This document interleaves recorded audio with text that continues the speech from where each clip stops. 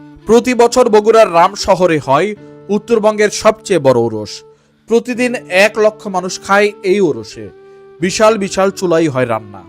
এক একটি চুলার মুখ থাকে 4টি।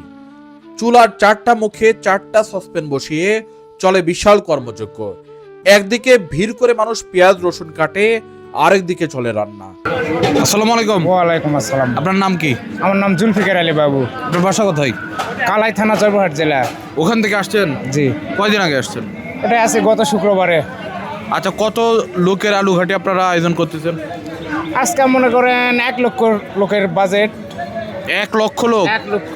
আলু কত মন? আলু 500 থেকে 550 মন। 550 মন। আর মাংস? মাংস 65 থেকে 70 মন আজকের একদিনের। একদিনে? একদিনে। রান্না হবার পর সেগুলো বাসে বহন করে আনা হয়, ঢেলে রাখা হয় বিশাল বিশাল বক্সে। এক একটি বক্সের আলু ঘাটি খেতে পারবে 300 জন মানুষ। 3 দিনের ওরস হলেও দূর দূরান্ত থেকে দরবারের ভক্তরা আসে 10-15 দিন আগে। তারা নিজেরাই ওরসের সবকিছু তৈরি করে। আমার নাম আসাদুজ্জামান চাঁদ মিয়া, বদলগাছি, নওগাঁ, গন্ধরপুর। কয়দিন আগে আসছেন এখানে? এখানে আমি আসছি আজ দিয়ে 13 দিন হবে।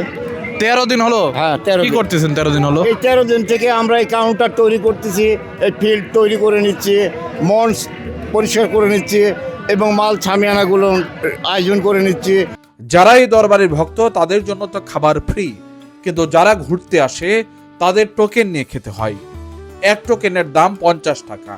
এই 50 টাকায় খাওয়া যাবে আনলিমিটেড আলু ঘাটি আর আনলিমিটেড ভাত। আমি যেদিন গিয়েছিলাম সেদিন ওরসের দ্বিতীয় দিন। বগুড়া সদরের গোকুল ইউনিয়নের রাম শহরে হয় বিশাল এই ওরস। এই ওরসে যেতে হলে বগুড়া থেকে আপনাকে মাটিডালি হয়ে মহাস্থানের দিকে যেতে হবে। পুন্ড্র বিশ্ববিদ্যালয় পার হয়ে রাস্তার পশ্চিমে দেখবেন বিশাল একটি মসজিদ। সেই মসজিদের পাশ দিয়ে পশ্চিম দিকে যে রাস্তা চলে গেছে, সেই রাস্তা ধরে 2 কিলোমিটার গেলেই রাম শহরের ওরস।